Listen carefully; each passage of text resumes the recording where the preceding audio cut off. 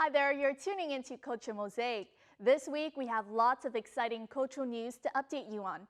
First off, we'll walk down memory lane back to the 1990s, the decade of video game consoles and cartridges. Then we meet with the 26-year-old director through his project Hope that gives a new spin to the musical stage here in Vietnam. Last but certainly not least, it's an introduction to a Viet yogi who's building a passion for modern yoga. A meetup with enthusiasts of old video game cartridges. Young director gathers young amateurs on musical stage. And later on, popularizing modern yoga amongst youths here in Vietnam.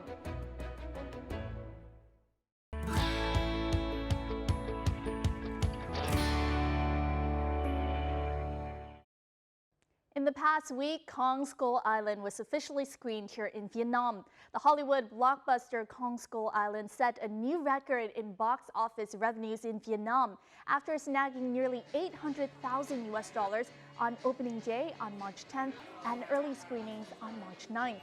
It has become the film with the biggest opening of all time in the country. Kong Skull Island tells the story of a group of explorers who go in search of the birthplace of the infamous Tong.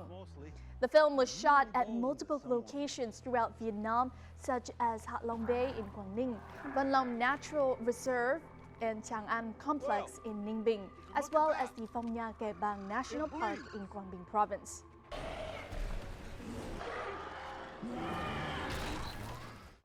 A festival of Japanese cherry blossoms and Yên Tử yellow apricot blossoms opened on Saturday in Quảng Ninh Province, featuring a range of cultural activities.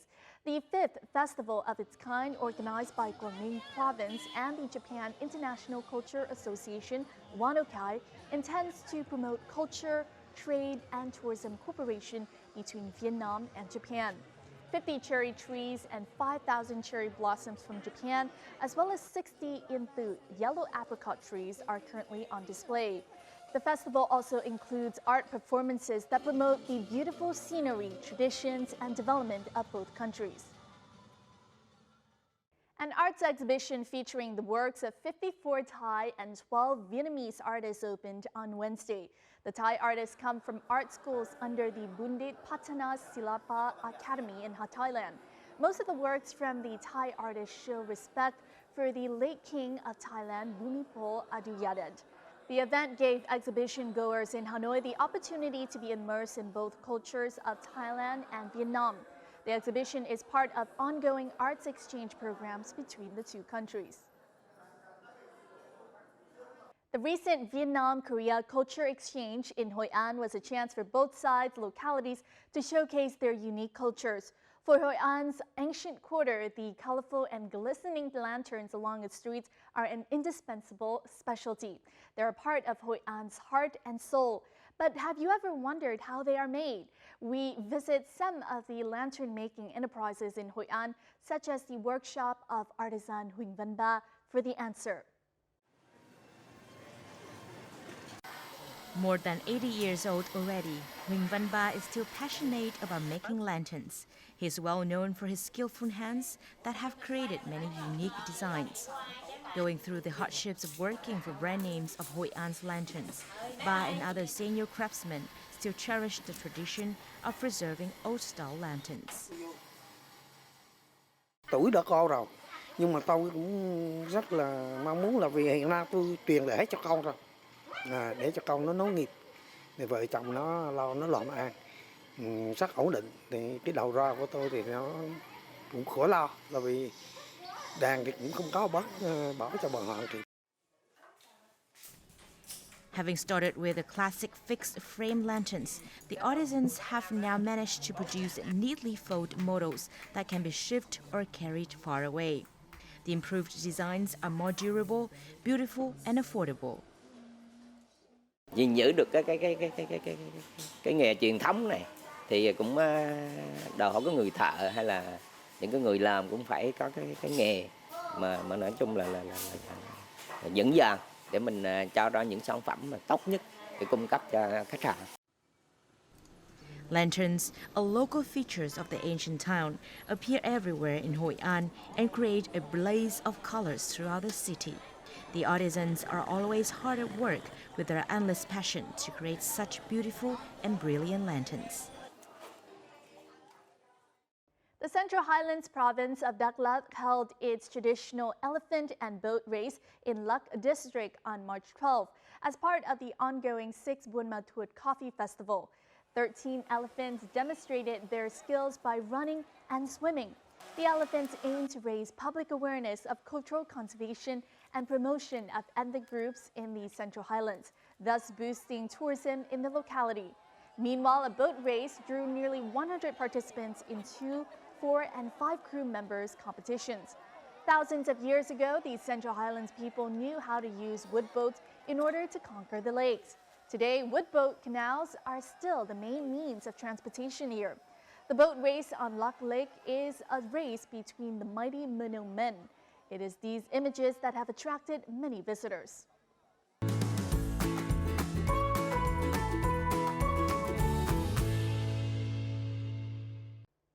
Now, for kids born in the 1990s, especially for boys, it's hard to forget the video game cartridges, which were once the hippest toys around. And then came modern technology, HD television, powerful graphics, and old video game consoles like the Nintendo N64 or the PlayStation 1 were discontinued. It is thought that they are now distant memories of the past. Nevertheless, here in Hanoi, there are still people on the hunt for these old video games from decades ago. In this edition of Culture and Lifestyle, we'll get the chance to visit some of these video game enthusiasts in order to find out what's so special about these childhood video games.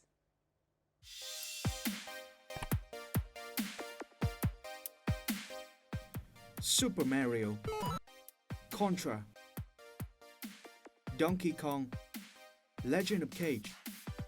These are some of the classic video games that most millennials have played at least once. By now, 30 years have passed, and video games have also developed greatly. However, in a small shop on Campion Street, there is a group of video game enthusiasts who, instead of following current trends, chose to collect and play the retro games of decades ago. Cách đây hơn 10 năm thì mình được làm quen với cả điện tử 4 nút. Trong cái thời gian mà mình còn nhỏ thì mình ở bên cạnh nhà mình có một anh hàng xóm, thì hồi đấy thì anh ấy mua một chiếc máy 4 nút thì mình có sang bên đó chơi. Và hồi đó thì mình còn nhớ là mình phải đổi bi để được chơi điện tử ở nhà anh ấy. 10 viên bi được chơi trong vòng 1 tiếng điện tử 4 nút. Cứ dần dần những cái đam mê đấy nó cứ lớn dần trong mình và mình quyết định là mình sẽ kinh doanh cái này. Children love playing video games, but when gaming consoles were introduced in Vietnam in the 90s, they were too expensive for Vietnamese families. That is why the local game stores, which charge by the hour, are familiar destinations for many kids back then. Hồi xưa là 3.000 một tiếng và phải 3-4 người góp tiền vào với nhau để anh em có thể ra quán và có thể ngồi chơi. Không có tiền thì lại xếp hàng ra sau ghế những các anh lớn này để có thể xem. With his love for retro games, 5 years ago, Bing decided to create a Facebook page for old video game lovers. Turns out he is not alone. Currently, the page has almost 25,000 members. At Bing's shop, you can find video games that have been released many years ago, as well as copies of the Nintendo Entertainment System released in 1985, which uses cartridges, or later consoles like the Sony PlayStation 1 released in 1995 and the Sega Dreamcast in 1999. Many older consoles have to be fixed before they can be sold, and parts are always lacking. Newer machines like the Sony PlayStation 1, whose parts are more available, can be restored to almost new condition. Đến bây giờ mà dựng lại một cái máy hoàn chỉnh thì cái quan trọng nhất là cái mắt đọc. Thứ hai nữa là gì? Phải cải tiến cái mạch nguồn bên trong của máy. Tức là ở bên Nhật người ta sản xuất là điện cho máy là 110. Thế nhưng mà hiện tại ở Việt Nam ấy Các cái đồ dùng điện tử thông dụng thì là đều là nguồn điện 220. Vỏ máy, thân máy là phải làm lại như mới. Many customers here are adults who already have families. They come to the shop to find gaming consoles they once dreamed to have and to see their childhood joy reflected on their children. Cái trò chơi điện tử 4 nút này nó là cái ký ức tuổi thơ. Bởi vì cái thời điểm mà khi bắt đầu có ở thị trường thì tức là cách đây khá nhiều năm rồi, cũng phải gần 20 năm rồi. Thì những cái trò này là nó quá thân quen, mà ngày xưa mà để mà có cái điều kiện để mua một cái máy điện tử mà chơi ấy, thì với cái kinh tế của cái thời điểm bấy giờ thì nó tương đối là khó khăn. Thì cái sự thòm thèm, xong rồi nó là những cái mà mới thì nó là một cái sự khám phá. Chính vì thế mà bây giờ tự nhiên lại rộ lên những cái máy điện tử kiểu như thế này, trở lại lại cả làm cho cái ký ức tự nhiên nó lại được ùa về. Thế mình cũng muốn trải nghiệm lại nó để xem cái cảm giác khi mình chơi là nó có giống như ngày xưa không, và lựa chọn nó để cho con mình chơi, thì cũng đấy là một cái cách mà để giới thiệu là đây là những cái đồ chơi mà ngày xưa bố đã từng chơi. Though the video games of the past are no longer the most sought after, their influence is undeniable. They are making their comeback in many forms, in music, modern games, and even as representative of the Olympics. 5, 4, 3, 2, 1. In Hanoi, the classic video gaming trend is on the rise, as Bing is having more customers day by day. More cartridge video game cafes and stores are also being opened. These games are no longer just entertainment. For the retro gamers that collect them, they are precious keepsakes of their childhood, as well as a bridge connecting different generations. You're tuning into Culture Mosaic, our weekly journal featuring the rich cultural diversity of the nation. We hope to become a bridge that connects artists and their works to our viewers out there. So do stay tuned with us as we continue through this journey of seeing various cultural scenes here in Vietnam, as we have a lot more coming up in this week's installment for you in just a moment.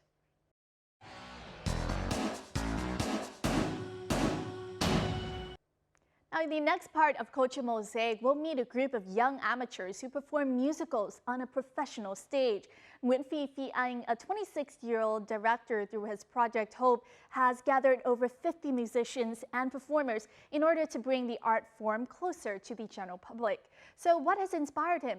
How has he and his team managed to work with the highbrow genre? Let's meet him and find out more in this week's corner of On the Mic. Nguyễn Phi Anh was born in 1991 in Hanoi. He first introduced two pieces of musical, Le Avenue in 2012 and A Midsummer Night's Murder in 2013 to Vietnamese audiences. The two plays attracted many and received good reviews from both audiences and critics during their 15 shows. After graduating from Hampshire College Theatre and Film Faculty in the US, he returned to Vietnam with his new project entitled Hope, with 35 shows running from October 2016 to early 2017. The project presents those two Broadway plays and his latest work titled A Not So Far-Fetched Dream. In all the performances, Nguyễn Phi Anh acts as director, playwright and producer. Xin chào Nguyễn Phi Anh và cảm ơn bạn đã dành thời gian cho chương trình. Trước tiên bạn có thể chia sẻ một chút về cái ý tưởng khi mà bạn thực hiện dự án Hope và những cái mộng tưởng mà bạn muốn gửi gắm trong dự án là gì? Dự án Hope nó đến từ một cái đam mê rất đơn giản của cá nhân tôi. Là tôi rất là thích nhạc kịch. Đấy, và trong cái quá trình làm việc của mình và học tập của mình trong suốt 5 năm qua thì tôi đã gặp được rất là nhiều bạn trẻ và có cùng cái đam mê đấy. Chính vì thế mà trong suốt một thời gian dài chúng tôi đã làm đi làm lại cái tác phẩm của mình. Và đến năm nay thì khi mà tôi có một cái tác phẩm mới, tôi cũng mang lại hai tác phẩm cũ và gọi nó là một dự án để cho tất cả mọi người cùng được xem những cái tác phẩm mà chúng tôi đã tích lũy được trong suốt nhiều năm qua. Con đường nào đã đưa bạn đến với nhạc kịch mặc dù đây không phải là chuyên ngành của bạn? Quan điểm của tôi về việc học hành và sự nghiệp đấy là mình chỉ làm tốt nhất những cái gì mình thích thôi. Đấy, chứ còn nếu mà mình cứ cố để mà vẽ ra một con đường trước và đặc biệt là con đường đấy lại không theo cái sở thích của mình ấy, thì mình không bao giờ mình đi hết con đường đấy được. Và khi mà mình đam mê thì mình sẽ làm cái năng suất làm việc của mình sẽ cao nhất. Đấy, còn cái lựa chọn nhạc kịch này nó cũng rất tình cờ thôi. Đấy là tôi nhìn thấy một cơ hội ở cái thời điểm này, hoặc là ở thời điểm cách đây 4 năm khi tôi làm lần đầu, nó khả thi, nó có khán giả thì tôi làm. Bạn có thể chia sẻ quá trình hình thành tác phẩm cũng như là những nguyên tắc nghệ thuật mà bạn đặt ra hay không? Khi mà xây dựng tác phẩm ấy, chúng tôi cũng muốn có những cái gì nó đa dạng nhất. Tuy nó cùng là một tiếng nói của mình đấy, thế nhưng mà tôi muốn khán giả nghe nhiều câu chuyện khác nhau. Thế nhưng mà tất cả chúng nó đều có điểm chung, đấy là chúng nó có được cái sự, tôi nghĩ là nó có được cái sự hài hước của tất cả các bạn trẻ. Đấy, và nó có cùng chung một cái giọng điệu, và có cùng chung một cái tư tưởng. Đấy, về một cái mong ước, đó là làm cho xã hội tốt đẹp hơn. Ngay trong cái việc viết kịch bản tôi cũng có những cái nguyên tắc nhất định. Tôi lựa chọn những cái chủ đề nó đa dạng hơn một chút. Đấy, nhưng mà có một điều quan trọng là chủ đề nào thì người Việt cũng phải liên hệ được. Đấy, bởi vì cái vở này, những cái vở diễn này đều dành cho người Việt. Đấy, và khi mà họ xem, họ phải liên hệ được với cái cuộc sống thực tại của mình. Đấy, còn một cái nguyên tắc khác ấy, đấy là trong cái việc biểu diễn. Diễn viên của tôi các bạn phải rất là hiểu nhân vật. Tôi chỉ chọn những người nào mà phù hợp với vai diễn thôi. Đấy, thế mà một khi mà các bạn đã phù hợp rồi thì các bạn mới có thể biểu diễn một cách chân thật nhất đến với khán giả. Những cái gì các bạn diễn trên sân khấu phải thật sự đến từ trái tim thì mới chạm vào trái tim người khác được. Can you imagine this opera singer is employed by a consultancy? In order to join the production, this girl has had to postpone her studies abroad for 6 months. There are also many other amateur musicians and performers who are involved in this production. Bọn em đều bán chuyên, đều là những người chỉ là yêu âm nhạc, yêu kịch, yêu nhảy thôi. Đâm ra là bọn em giúp đỡ lẫn nhau. Bạn nào mà biết nhảy thì giúp bạn biết hát, bạn nào biết hát thì lại giúp bạn biết nhảy. Càng trẻ thì sức sống càng mãnh liệt, và cái việc là không chuyên hay không chuyên thì nó sẽ không thể nào định nghĩa được cái tính chuyên nghiệp của mỗi người. Một người không chuyên thì vẫn sẽ làm việc với thái độ rất chuyên nghiệp.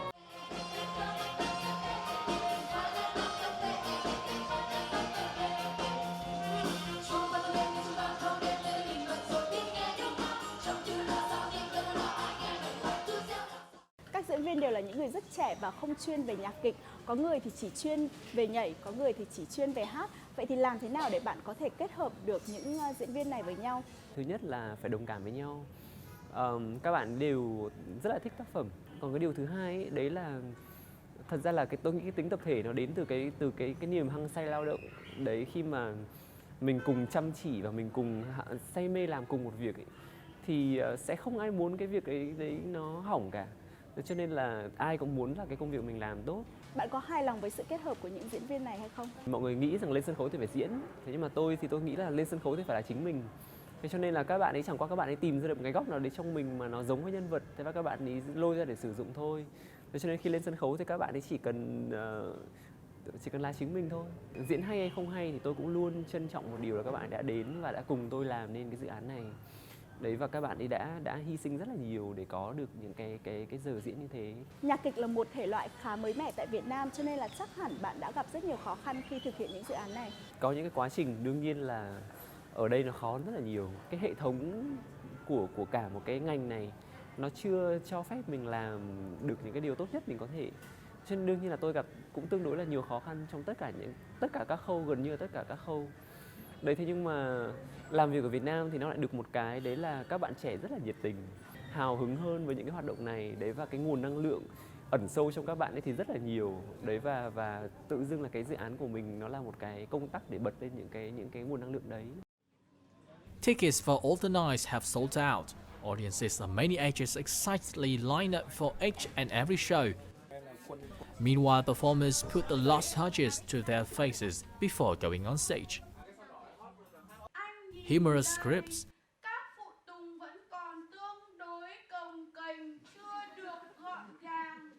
meaningful messages,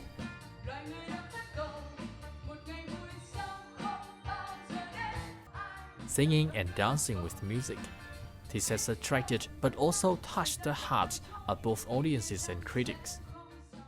Tính giải trí rất là nhiều, nó làm cho mình cuốn hút vào vở kịch. Nhưng không chỉ riêng giải trí mà có tính hàn lâm trong đấy, có tính trí tuệ trong đấy. Từ việc sắp đặt như thế nào, ca từ như thế nào, rồi tất cả về ánh sáng, về hình thể, về giải phóng hình thể của các diễn viên trên sân khấu. Mỗi vở nhạc kịch của Nguyễn Phi Anh thì đều gây cho mình cái cảm xúc riêng. Nhưng sau khi xem 3 vở nhạc kịch thì mình thấy rằng cái điều mà gây cho mình cái việc hứng thú nhất đó chính là cái sự độc đáo, bất ngờ trong cái kịch bản mà Nguyễn Phi Phi Anh xây dựng. Nghệ thuật là phải khiến người ta xúc động và khiến người ta tim người ta phải đập nhanh hơn và người ta phải nghĩ nhiều hơn và người ta phải lặng đi vì xúc động, thí dụ như thế. Nhưng chính vì thế cho nên tôi rất kinh ngạc về những cái vở nhạc kịch của Nguyễn Phi Phi Anh. After each show, the efforts of the show's performers are all worth it as they are greeted by the audience's warm applause. Khán giả Việt Nam có những người cũng chưa tường tận lắm về thể loại nhạc kịch. Vậy thì bạn có nghĩ là họ hoàn toàn có thể hiểu được những các cái tư tưởng, những các cái tinh thần mà bạn gửi gắm trong những vở nhạc kịch này hay không? Thật ra thì với mỗi tác phẩm thì đều khác. Ví dụ như là Góc phố danh vọng ở đêm ngày sau cuối thì tôi chưa bao giờ thấy có ai nói là họ không hiểu tác phẩm cả. Thế còn thì đối với Mộng ước không xa vời thì cũng có những khán giả đi ra và nói rằng là họ không hiểu. Đối với mỗi cái tác phẩm của mình thì tôi lại chọn một cách nhìn khác nhau. Mỗi một lần làm là một lần chúng tôi gần như là chúng tôi chơi một trò chơi đấy để xem là mình sẽ nhận được những phản ứng gì. Không phải lúc nào hân hoan sung sướng cũng là một cái cảm giác mà chúng tôi muốn mang lại cho khán giả. Đấy, thế cho nên là đây trong suốt 3 tác phẩm vừa rồi thì tôi đã nhận được rất là nhiều ý kiến và tôi đều trân trọng những ý kiến đấy. Có một số ý kiến cho rằng là bạn đã Việt hóa thành công những vở nhạc kịch của Broadway. Vậy thì bạn có dự định là sẽ làm một vở nhạc kịch thuần Việt 100% hay không? Cái việc mà vay mượn nhạc nước ngoài ấy thì nó chỉ thuần túy nó xuất phát từ việc là tôi thấy những cái bài hát ấy rất là phù hợp. Đấy, còn nhạc Việt Nam thì tôi không có một cái bài nào phù hợp hơn. Vậy nhưng mà để mà có một cái làm được một tác phẩm hoàn toàn Việt Nam ấy thì tôi nghĩ là nó còn phụ thuộc vào nhiều yếu tố. Mỗi lần mà tôi viết một tác phẩm thì đó là một cái sự chắt lọc của rất là nhiều những cái tôi nhìn thấy xung quanh tôi. Cho nên là không phải cứ muốn nhanh là làm được. Đấy, có thể là cái vở nhạc kịch có khi 20 năm nữa nó mới đến. Vậy thì bạn có nghĩ là bạn sẽ tiếp tục theo đuổi bộ môn nhạc kịch hay là sẽ bắt đầu với những dự án nghệ thuật khác? Nghệ thuật không phải là một cái mà mình tính toán theo kiểu như vậy được. Đấy, mỗi một tác phẩm đi ra nó là cái sự chắt lọc của những cái gì mình quan sát ở thế giới xung quanh mình. Cho nên là nếu mà phải nói trước luôn là bao giờ tôi ra tác phẩm mới tôi cũng không biết. Tôi nghĩ đây là cái câu chuyện mà tôi không trả lời được ở cái thời điểm này. Rất cảm ơn bạn đã dành thời gian cho chương trình.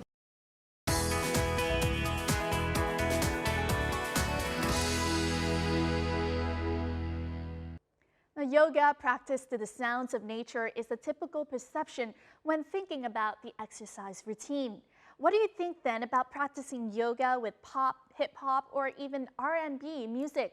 That's modern yoga, which is beginning to be promoted here in Vietnam by a young man named Nguyễn Đức Bình. Having visited 25 countries on 5 continents as part of his passion for modern yoga, Bing is now fulfilling his dream of spreading modern yoga to Vietnamese youth. We'll get a chance to find out more about him and his passion in this week's Connecting Culture.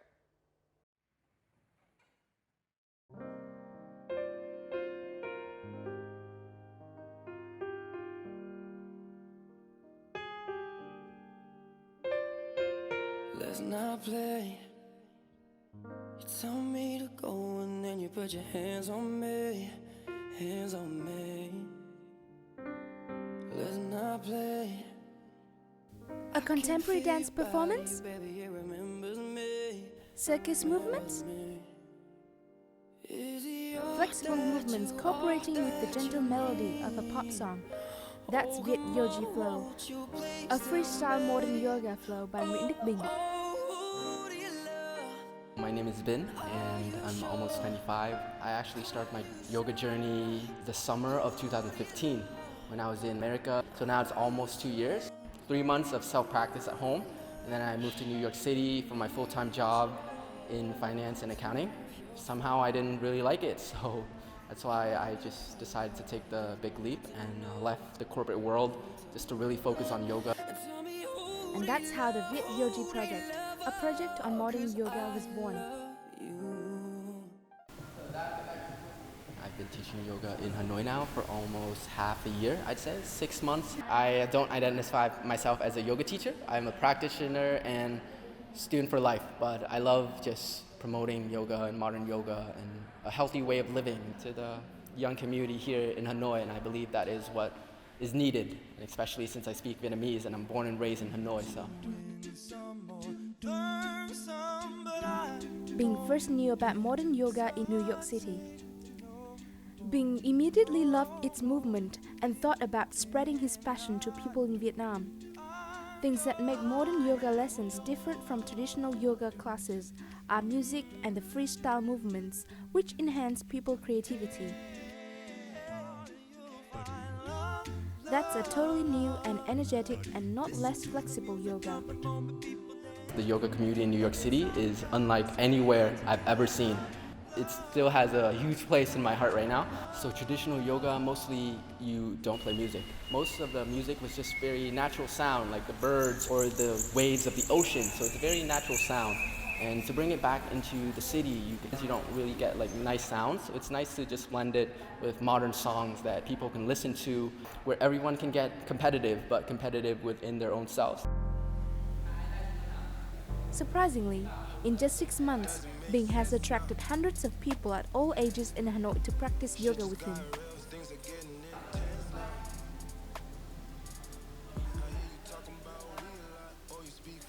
When I first heard about yoga, right, it's all about, like old ladies trying to do very flexible move. And I thought to myself that was something very girly. But when I first came here last week, it's actually a very good experience because I'm a guy, I want to do heavy exercise, right? And Bing's yoga move actually challenged not my mobility, but my strength as well. You have to be very strong with the forearm, with the back arm, and at the same time, you have to be very flexible. So all in all, it's a full body workout experience. Say the way he gives instructions and the way he adjusts your body, I kind of like it because it's very calming and firm. You know what I mean? It's nice. Is definitely pranayama, which is the breath, and with the breath you can hold certain poses, you can be calm in traffic, you can not get angry when someone is honking the car, or driving in traffic in Hanoi is mad crazy. Well, sometimes it's nice to just stop at the red light and just take a deep breath.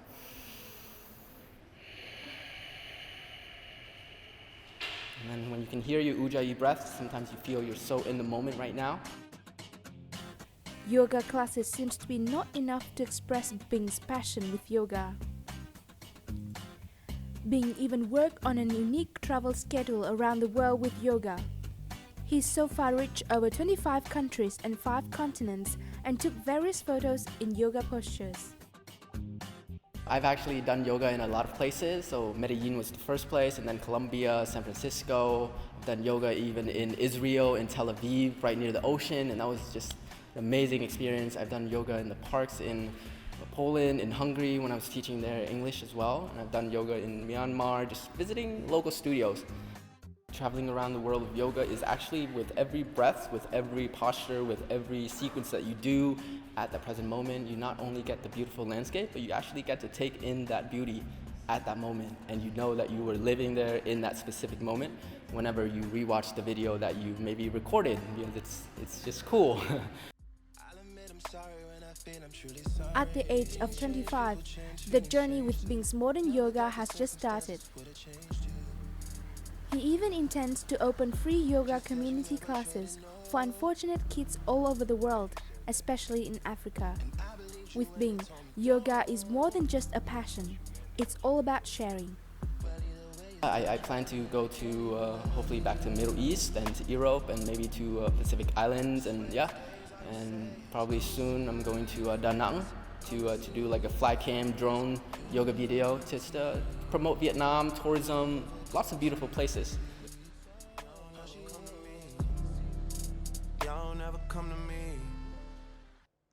And that also wraps up our program for this week. If you would like to provide any feedback or comment on anything you see here on Culture Mosaic, please feel free to write to us at vtvinternational@vtv.vn. And make sure to include both your name and address. You can also log on to vtv4.vn or our YouTube channel at vtv4go for more of our program. Don't forget to join us next week for another episode of Culture Mosaic. Until then, goodbye for now.